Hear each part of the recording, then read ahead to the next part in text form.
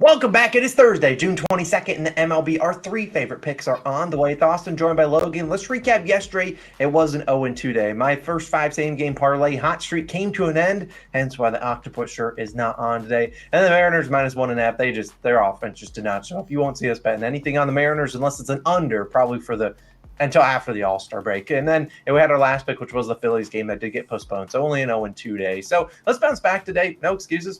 We just got to be better. Let's bounce back. Now, first off, I do want to talk about DraftKings. You can get plus 3,000 odds on any MLB team tonight. Here's how you do it. Sign up using the top link in the description. Make a $5 money line bet on any team tonight. Get $150 in site credits if your bet wins. Heck, you might want to take the one that I'm going to talk about when I get to my pick. But either way, we're going back to our normal routine. Logan, you're up first. What you got for the people today?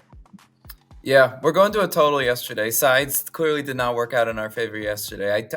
I said on Twitter, like, Mariners are in my graveyard. That was disgusting. Not be able to hit a guy with 60 ERA. I could go on a 10-minute rant, but I'm not, because we're moving on to today. We're going to the Pirates versus Giants game. We're taking the over 8.5 total runs in this one. -105 odds on BetMGM is currently your best value.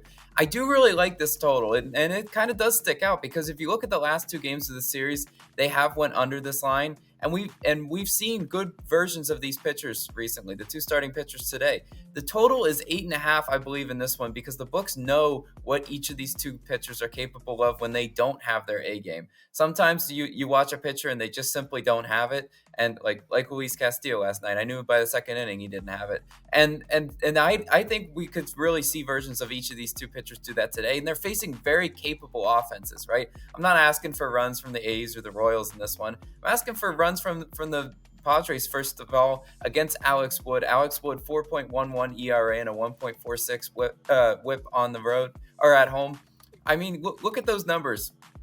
That whip, pretty high for that ERA. I think we could see some regression for Alex Wood. If you look at Wood's last four starts, 0, 6, 1, and 4 earned runs allowed. I mean, he's all over the place. That's kind of what the pitcher you get with Alex Wood. That's what I said. I think they've built it into the line because they know on a bad day, Alex Wood could be an easy 4 to 5 runs for the Padres. In San Diego, it's not like this offense was as trash as they used to be. San Diego's hitting 264 in their last 3 games, which is what I needed to see to be able to back them. And in June, San Diego's hitting 270 versus left-handed pitchers. They're obviously, this is a lefty-on-lefty or lefty-lefty matchup in starting pitching. And so I definitely think the Padres can contribute some runs towards this total.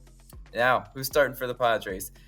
Last time I picked against this guy, I got clowned, and for good reason, right? Blake Snell starts for the Padres, 3.48 ERA and a 1.29 WHIP. Maybe I just like the pain. Maybe I'm trying to fade Blake Snell because I like the pain. But Snell has 12 strikeouts in back-to-back starts. That's just, I mean, that's amazing. That's a hats off to Blake Snell, and he's been amazing if you even can expand it to his last 5 starts.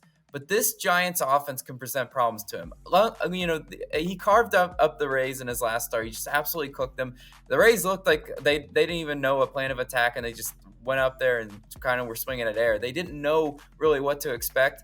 This Giants team is 6th in walks drawn. They can be plate disciplined when they want to. I mean, they're high in strikeouts, but they're also high in walks, because when they choose to, be patient with a pitcher, that usually works out for them. Snell is 8th percentile in walk percentage. I told you, if there's anything Blake Snell's going to falter at, it's going to be the walks, because he relies so much on the horizontal movement of his pitches. So when he's missing the outside of the zone, like a foot or a few inches off the plate, and he's not getting that strike call, he's down in the count pretty early, and his off speed ends up usually in the dirt. I've seen the Blake Snell meltdowns per se many times in his career. He looks like Cy Young Blake Snell, but is this just a mirage, or is he going to be able to continue that? The Giants are a good offense against lefties. 6th in batting average versus lefties this season, and in June the Giants are hitting 333 versus lefties. I mean, they're absolutely crushing left-handed pitching in this month and as of recently. So, and can Blake Snell once again have a really good start against them? I'm hesitant to say yes in this one. It's on the road. I just think if he's not getting his zones, the Giants can definitely put up some runs against him. You look at the late game, Padres 3rd in bullpen ERA, Giants 8th in bullpen ERA. Two of these are two better bullpens, but I'm just not sold on these two starting pitchers. To cash an over 8.5, look at it this way. This is how I always look at the line when it's 8.5. You just need each team to score 4 runs because they obviously can't tie. So it goes to 9 automatically if each team scores runs. You get 2 to 3 runs in the starting pitcher. You get 1 to 2 runs in the bullpen. It's a pretty manageable total when you look at it that way, because I know 9 or 8.5, 9 runs at surface level is just like, whoa, that's high. But in modern day baseball, with all the stealing and offensive efficiency, it's not as high as you might think. I think we can see some runs in this one, some fireworks. This is just one of those totals that I feel good about. I feel good about the over, so I'm going to go ahead and take that as my play today. But Austin, what do you got for us? Yeah, I'm going back to the player prop market. Now, I did want to go to a first 5, same game parlay type thing. We have obviously done really well on them, but I found something that I really liked, thought it was great value, and I'm going to take that instead as my regular play. And let's talk about it. It's going to be Shane McClanahan of the Rays to record a win, which is currently minus 104 on Caesars. Probably play it up about minus 140. I'm surprised you're getting minus 104 on Caesars, minus 120 on DraftKings. I think this gets really juiced as the day goes on. Would not be surprised to see it close, above minus 150. But either way, see what the value is, and I'm going to give some pivots right now, and then we'll talk about it. Now, for the people on FanDuel, they don't offer this market. I don't really love betting on FanDuel for props. I love them for their first 5 same game parlays, but for props, they don't offer unders on really anything. You can't take an under on bases, and you can't take a prop like this, which is available on a couple other books. Now, my favorite pivot would be either taking the Rays money line in an under 9.5, same game parlay type thing, or take the Rays on the double result, which is them to win the first 5 and win the full game, which is similar to this bet, but not exactly. Now, let's talk about Shane McClanahan first, because he's obviously the guy we're going to need to start decently. And if you don't know what to record a win means, well, here's exactly what McClanahan has to do. Not only does he have to throw at least 5 innings, he has to at least throw 5, or else he has no chance of getting the win. But he also needs the Rays to be winning after he exits the game, and they can't relinquish that lead. So let's say, for example, Shane comes out here, throws 6 innings. The Rays are leading 3-1 after 6. And then in the 8th inning, the Royals tie it up 3-3. But then the Rays end up winning the game outright. Maybe they score on a walk-off. That would not count as a win because the Royals tied it up after took the lead after McClanahan came out. So hopefully you understand how this works. But let's talk about McClanahan first, because he's going to obviously need to pitch decently to record a win. Now, look at McClanahan this season. He's been pretty good. I mean, 2.12 ERA, 1.10 whip. He's thrown 5 or more innings in 14 of 15 starts, and he's recorded a win in 11 of his 15 starts. So a very good hit rate here. Obviously, if he doesn't throw 5 innings pitched, probably a good chance that he's not pitching well, and probably the Rays are going to be in a tough spot to win this game. But look at McClanahan. What is he great at? He's great at those swing and misses. I mean, this is a Royals team. Last year and the previous years, you might have said, honestly, this is a Royals team that really doesn't strike out a lot. This year, they've been pretty bad. They've been striking out a ton. And you look at his strikeout props at 7.5, is plus 110 on the over. Well, McClanahan's under 7.5 Ks in 8 straight starts. So they're clearly expecting him to pitch pretty decently. And he's back at home where he's been really good. You look at his stats at home,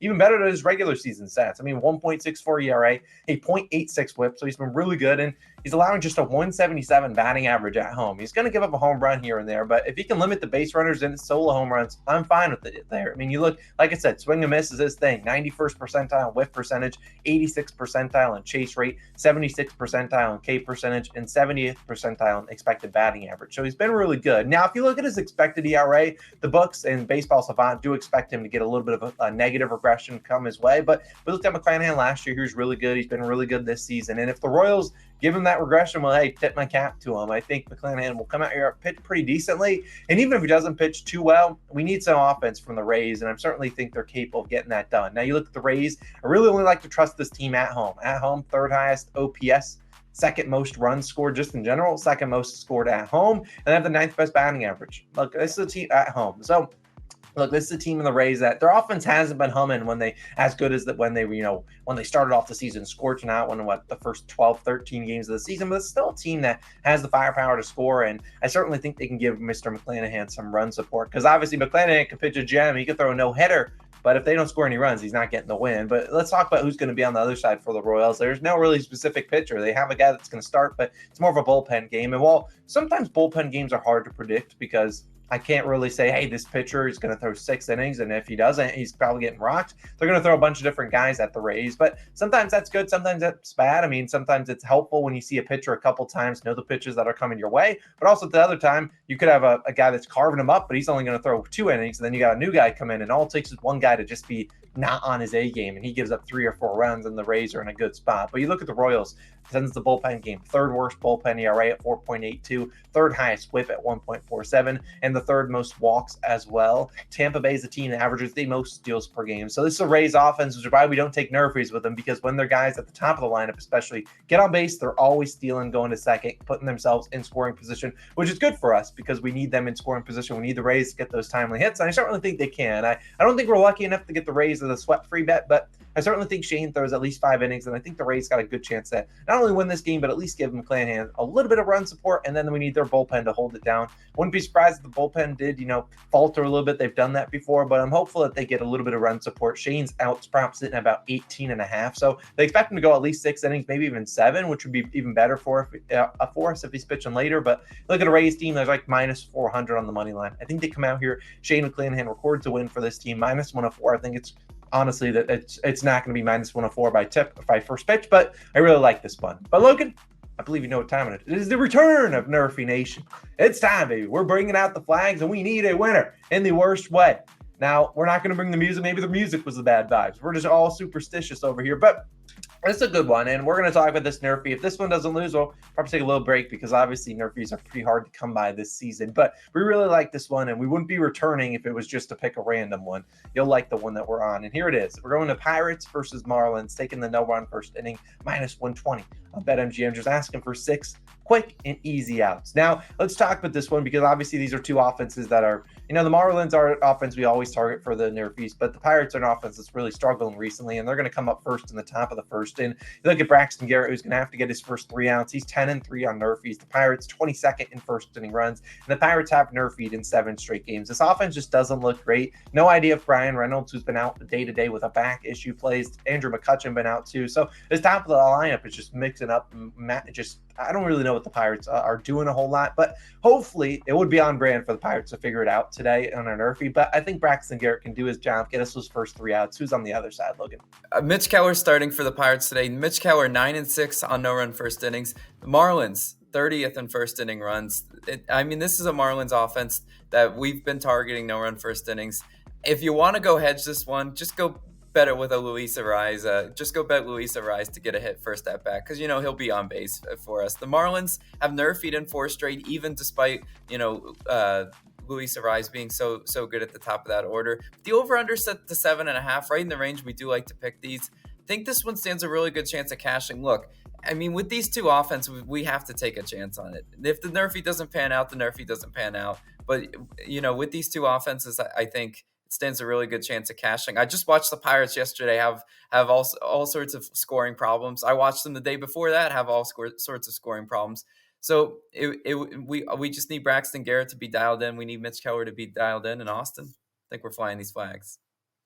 That's what I like to hear. And look, if you don't want to tail the Nerfy, you're just going to complain if it doesn't hit, then don't tail. We're not logging into your sportsbook for you and placing bet. We're just riding with the Nerfy Nation. It's obviously just the dog days of summer. We need something to spice it up. And who knows? Maybe we'll get a couple days off. We'll treat the Nerfy Yans right. And hopefully we can get back onto a hot streak from Nerfy Nation that we saw all of last season. So we're waving these bad boys. We're cashing our other 2 picks. And we're bringing out the brooms tomorrow. A long overdue sweep pitch. But of course, let us know your favorite picks down below. If you want to set up for DraftKings, all that stuff is down below in the description. Let's have a great day, Logan. We'll see you guys back on Friday with some more picks and hopefully another Nerfy tomorrow. We'll see you guys then.